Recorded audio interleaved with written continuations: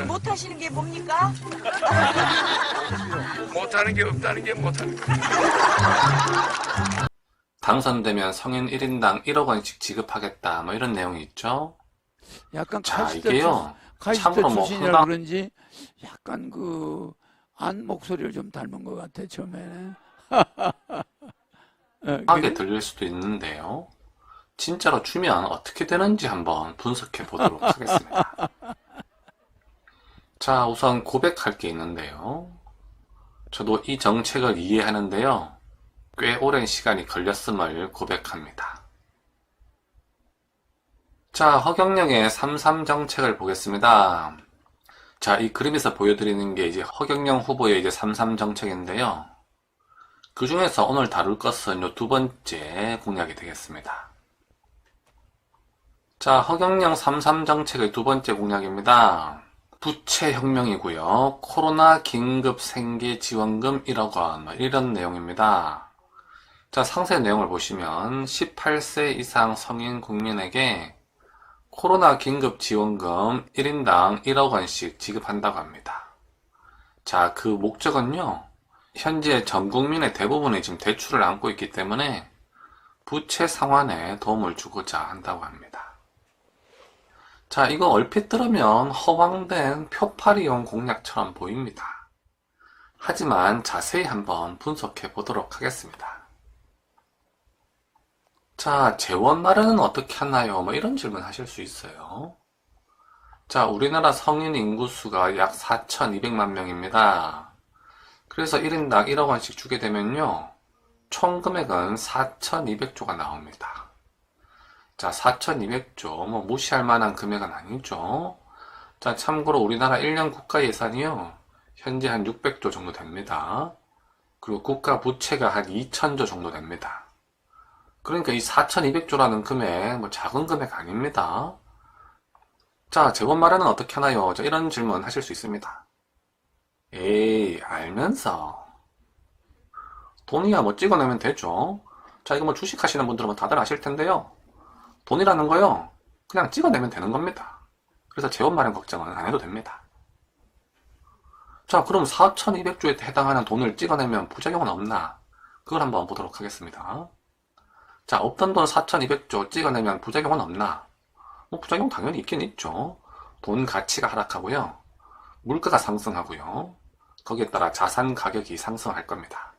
특히 뭐 주식이나 부동산의 가격이 상승하겠죠? 이런 부작용이 있을 수 있습니다. 그래서 그 내용을 조금 더 자세히 보도록 하겠습니다. 자, 진짜로 1억씩 주면 어떻게 되는지 상세 분석을 해보도록 하겠습니다. 자, 이 그림은요. 부자와 보통 사람과 빈곤층에 대해서 재산 및 부채를 나타낸 그림입니다. 자, 우리나라 통계에 따르면요.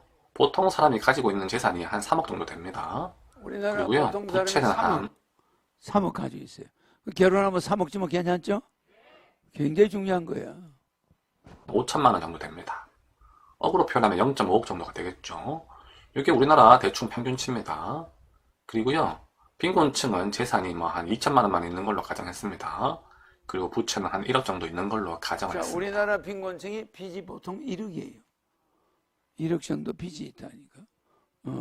그리고 보통 사람은 5천, 부자는 한 2억 정도 빚이 있어요. 평균입니다, 이게. 그리고 부자는요, 그냥 뭐 20억을 갖고 있다고 우선 가정을 했습니다. 그리고 부채는 2억 정도를 가지고 있는 걸로 가정을 했습니다. 자, 이게 현재 상황이라고 한번 가정을 해봅시다. 자, 이런 상황에서요, 각각에게 1억씩 줬다고 한번 생각해 보도록 하겠습니다. 자, 1억씩 주면은 이 사람들이 어디에 쓸까요? 자, 현재 우리나라 상황을 보면요, 현재 금리가 올라가고 있죠? 그래서 대출이 많은 사람이나 빈곤층의 경우에 현재 이자 비용에 시달리고 있는 것이 현실입니다. 사실 뭐 요즘 대출 없는 사람이 없잖아요. 그래서요, 현 상황에서 1억 원씩을 지급하면은 주로 빚을 갚는 데 쓸 확률이 높다라고 할 수가 있겠습니다. 자, 그래서요, 1억 지급 후 주로 빚을 갚는 데 사용했다고 한번 가정해 보겠습니다. 자, 빈곤층 빚 다 없앴고요.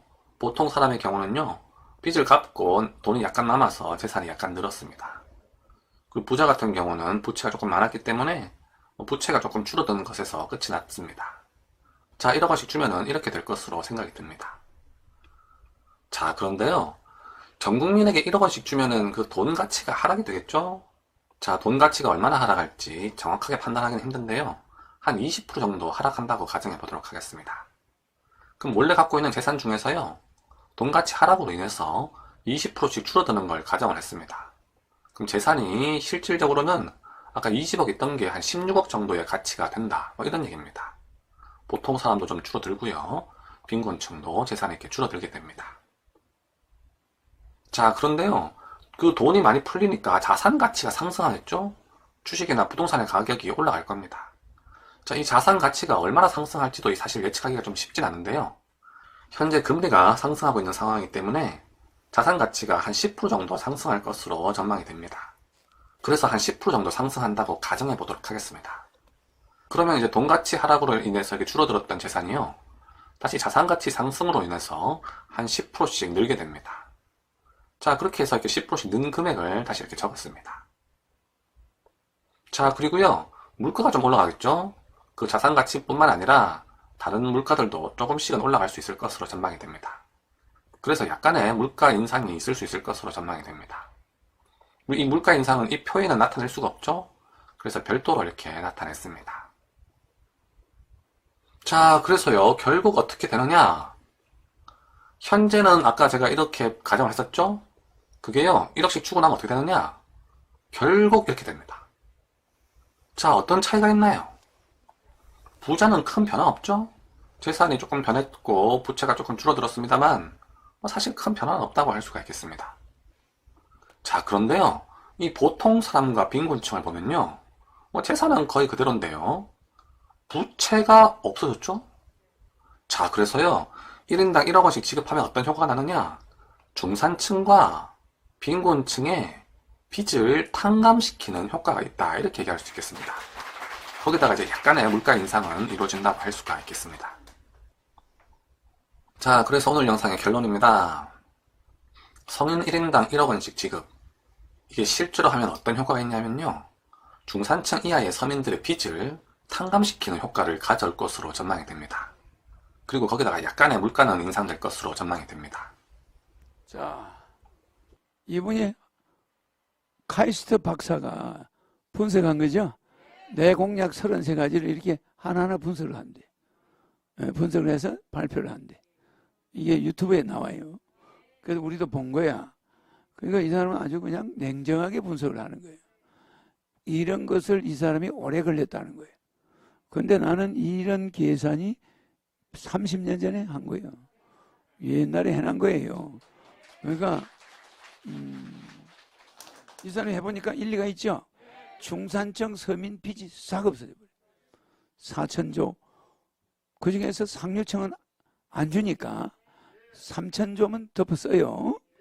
덮어쓰는데 1차 2천조 양적 완화해서 중산층까지 줍니다. 그 다음에 모자라는 부분은 또다시 2천조를 양적 완화하니까 4천조 양적 완화하죠. 그거만 해도 웬만한 건 다 정리해요. 알겠죠? 그러면 우리나라의 국가 부채 비율이 일본이 265%고 우리가 45%거든. 그럼 우리가 어떻게 되냐? 245%가 되는 거예요. 그럼 일본보다 좀 낮죠.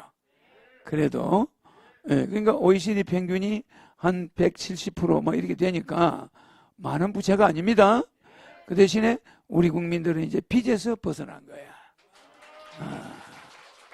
그 다음에 4천조라는 돈이 풀렸기 때문에 경제가 활성화되어 버립니다. 저 사람은 부채만 내려갔다고 그러죠. 부채만 내려간 게 아니라 저 돈이 돌아다녀요. 그러니까 경제가 활성화돼요. 세수가 늘어나는 걸 계산하는 거야. 세금 수입이 늘어나요. 국민들이 4천조라는 돈이 없다가 생겼잖아요. 그러면 이게 도는 거야. 돈이 돌아요. 지금은 돈이 어디로 다 숨어버렸어. 근데 돈이 도니까 야 우리 가게 하나 내겠다 하면 돈들이 막 모여. 알겠죠? 그 다음에 또 이 사람이 빠트를 먹은 건 서민들의 신용이 올라갑니다. 국민들의 신용이 올라가요. 그러면서 그 직장이 늘어납니다. 왜? 4천조가 기업들한테로 들어가거든. 막 돈이 흐르잖아. 그러니까 기업들이 장사도 하려니까 직원을 늘려. 그럼 막 늘리다 보면 어떻게 돼요? 고용이 늘어나죠. 이래서 직장이 또 늘어나요. 이런 것까지 이 카이스트라서 그렇지 하버드 같으면 좀 더 자세히 나올 텐데 카이스트는 한계가 있죠. 시니어를 따라올 수가 없지. 알겠죠? 그러니까 고용이 늘어나면서 경기가 활성화돼요. 맞아. 그리고 국민들이 저 1억씩을 받은 이후에는 애국심이 좀 생겨요. 나라에 대해서. 그래서 부부싸움이 빚 때문에 많이 생기는데 싹 줄어들어요. 이혼율이 줄어들면서 출산이 증가해버려요. 이상하죠? 그러니까 이게 이익을 보는 게 한두 가지가 아니에요. 여기는 이제 그렇게만 했는데 실제는 출산 정책에도 효과를 줘버려요. 4천조가 풀리니까. 그래 안 그래요? 곳간에서 인심 난다고. 에? 그냥 남자가 돈 걱정 서로 안 하고 살만하니까 애 하나 더 낳자. 막 이렇게 되는 거야. 맞아요. 이렇게 되면 인구도 늘어나는 효과가 나오는 거야. 45조씩 연간 쓸 필요가 있나? 그거 안 써도 인구가 늘어나. 그러니까 1억 주는 효과가 어마어마하고 또 거기다 매월 150만 나오니까 싸울 일도 안 싸워 부부지간에. 뭐 생활비 나오는데 뭐하러 싸워? 그래 안 그래요? 그 마누라 눈치를 안 주는 거야. 그냥 돈 벌어오면 벌어오는 거 안 벌어오면 안 벌어오는 거 그냥 좋게 넘어가다 보니까 인구도 늘어나고 사람들도 여유가 생겨. 그리고 국민들끼리 싸우진 않아. 저 사람이 돌아다니는 건 지금 배당금 만들어 주려고 돌아다니는 거 아니야. 남의 바쁘게 뛰어가는 사람 보면 어머 저 사람은 우리 배당금 만들어 주려고 매출 올리려고 뛰어다니는 거구나. 맞아요. 그러면 내가 차를 좀 양보해 주지. 그래 안 그래? 그런데 지금은 배당금 안 주니까 저 자식 뭐하러 저렇게 바쁘게 뛰어다녀. 이렇게 차를 막아버려. 나중에 안 그래요. 뭐 그냥 빨간 남바 단차가 오면 아이고 저거는 세금 많이 낸 사람이구나. 우리 배당금 만들어주는 사람이잖아. 그래 안 그래요? 그러니까 국민이 있는 사람과 없는 사람이 화합이 되는 거예요. 엄청 효과가 큽니다. 수능 시험 없어지고 등록금도 없어지고 사교육이 사라지니 교육 환경 좋아지네. 소득세만 납부하면 모든 세금 사라지고 공공요금 지원되니 가정 살림 좋아지네. 살기